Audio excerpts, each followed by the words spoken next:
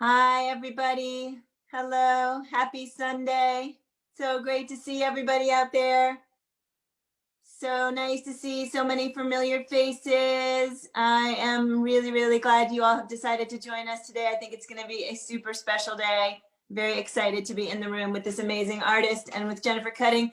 Hello, Jane in Pennsylvania. How are you? Hello to Doug in Vermont. How are you? Nice to see you. Hello, Peter from Janet and Peter. How are you today? Coming in from Toronto. Great to see you. Hello, Mariana. There's Janet. Nice to see you, Janet. Hello, Mariana and Mariana's right-hand person. Nice to see you too. Oh, it's, hi. Yeah, of course, it's Rick. Hello, Mariana and Rick Pagliari. Rick is who sang with us yesterday. That was really great. Thank you so much, Rick. Hello, Busy Graham, Executive Director of Carpe Diem Arts. Hello, David in New York.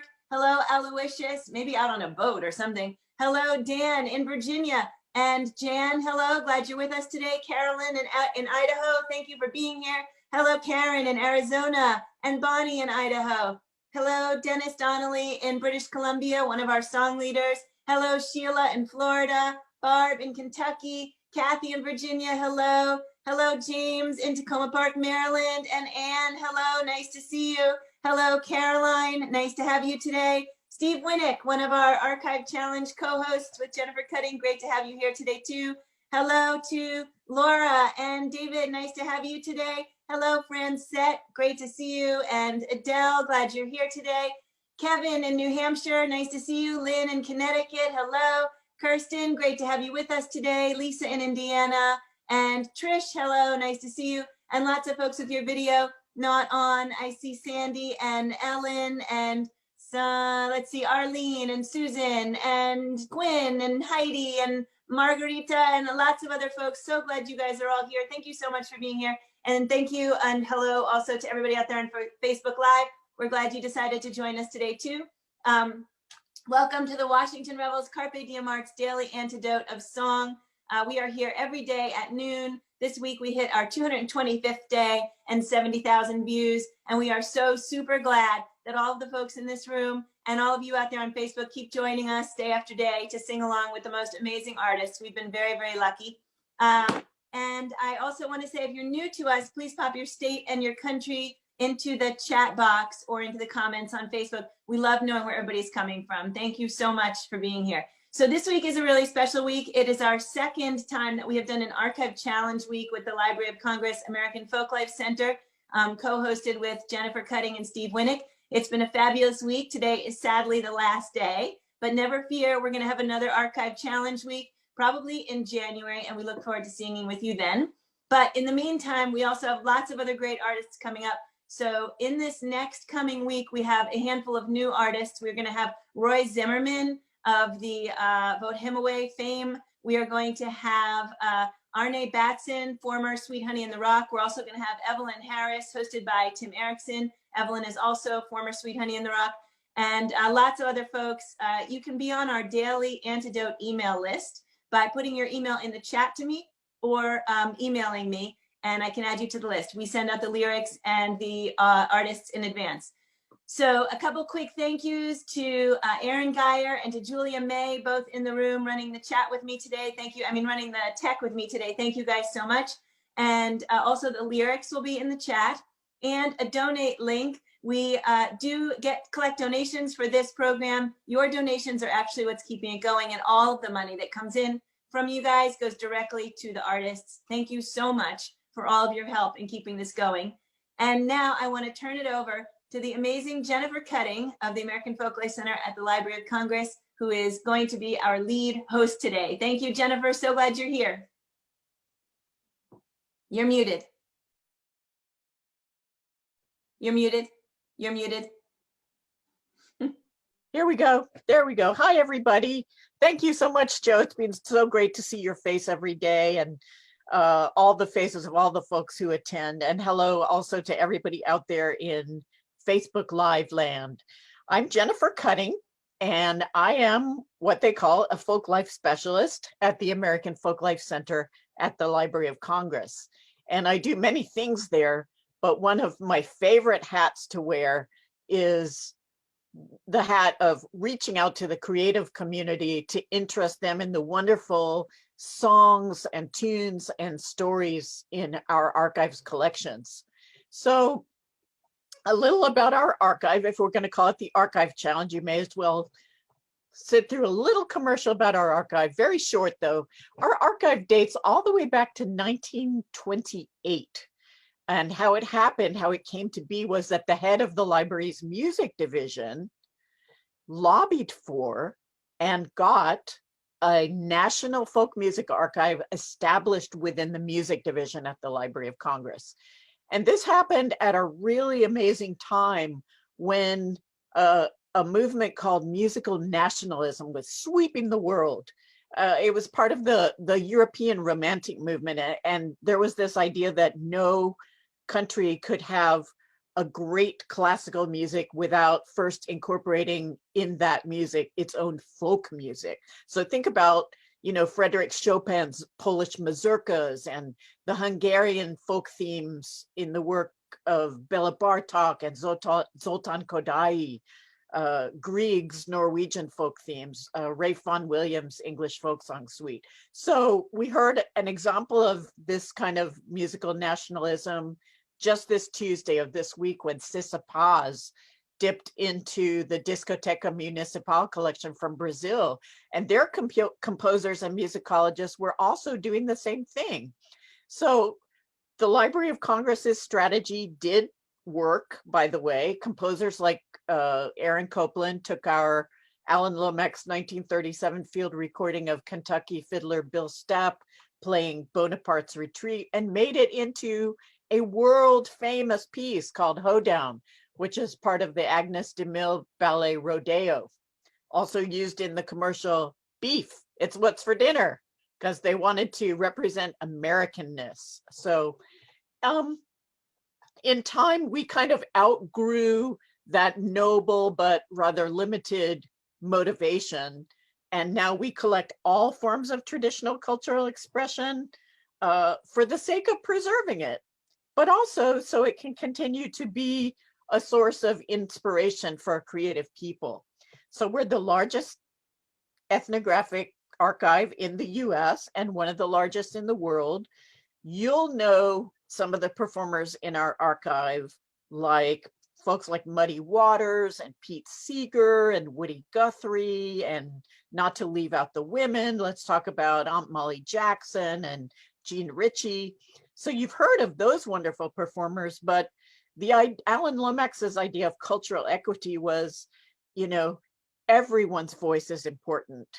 Everyone's tradition is important. And so we have thousands more amazing tradition bearers in the archive whose names you've never heard of, but whose songs and stories and tunes are so important to our cultural traditions. And this concept of the Archive Challenge, just a very short history, was born in 2015 when the Folklife Center was celebrating the centennial of American folklorist Alan Lomax. And he was the head of our archive from 37 to 42, 19, I should say, 1937 to 42. So one of the ways we celebrated was to invite 17 performers who were attending the Folk Alliance conference in Kansas City to choose a song or a tune that really floated their boat and perform it in a showcase. That was very successful. We've done it every year since, but we've also brought the Archive Challenge home to the Library of Congress, and folks like our guest today, Kamyar Arsani, performed in our Coolidge Auditorium as part of our homegrown concert series. We also brought musicians into the Folklife Reading Room after the big oak doors close every day to perform archive songs in front of the actual reference desk, kind of a riff on the Tiny Desk concert. But now that everybody's stuck at home, we've opened the Archive Challenge to everyone, and that includes all of you. We're asking if you would take the challenge of making a video of yourself performing a song, tune, or story from our archive, or in fact, any art form that inspires you. It can be photography, drawing, recipes, anything. Make a video, post it on social media with a special hashtag, And we're going to post the link for a blog that Stephen Winnick and I wrote about how to take part in the Stay-at-Home Archive Challenge. Aaron, if you'll post that link for everyone, I want to encourage you all to take the Archive Challenge. So the latest iteration in the Archive Challenge is that Steve and I are here with you and with Joe Rossi this week in what we call our Archive Challenge Partnership Week with Washington Revels and Carpe Diem. And I want to thank both organizations for allowing us to share our archival treasures and the artists we've discovered with all of you. So the person we have today who's going to share a gem from our archive is, as I mentioned, Kamyar Arsani. And Kamyar is a multi-instrumentalist. He's a singer, he's a songwriter. He was born and raised in Tehran, Iran. And he studied both the daf, which is a kind of large frame drum with jingles around it. And he also plays the kamanche, which is a Persian, what I call a spike fiddle. It's an ancestor of the European violin, and it sits on a spike and is bowed. He plays all kinds of instruments. The daf and the kamanche he studied under masters in Iran. But he also has taught himself how to play guitar, various percussion instruments, the melodica, the ukulele, and even more than that. But he's not going to play all of them today. We don't have time. He's going to play the daf today, and it's a wonderful and ancient instrument. Kamyar and his family came here to the US about 10 years ago, about the same time that Iran's Green Revolution was happening. And Kamyar's songs, he writes songs, and his performances are all very much inspired by the Iranian people and their history of struggle and protest. So this is Kamyar's, as I said, his second appearance on behalf of the American Folklife Center. He was in our Archive Challenge Sampler concert at the Library of Congress back in September 2018. And Julia has posted a link of that concert if you'd like to hear more of the archival gems that Kamyar and his musical partner, Palestinian oud player Huda Asfour, dug out of our archive. Please go and watch that concert. Anyway, without further ado, here's Kamyar Arsani to teach us a very important Persian song that he found in the American Folklife Center archive. Kamyar, over to you.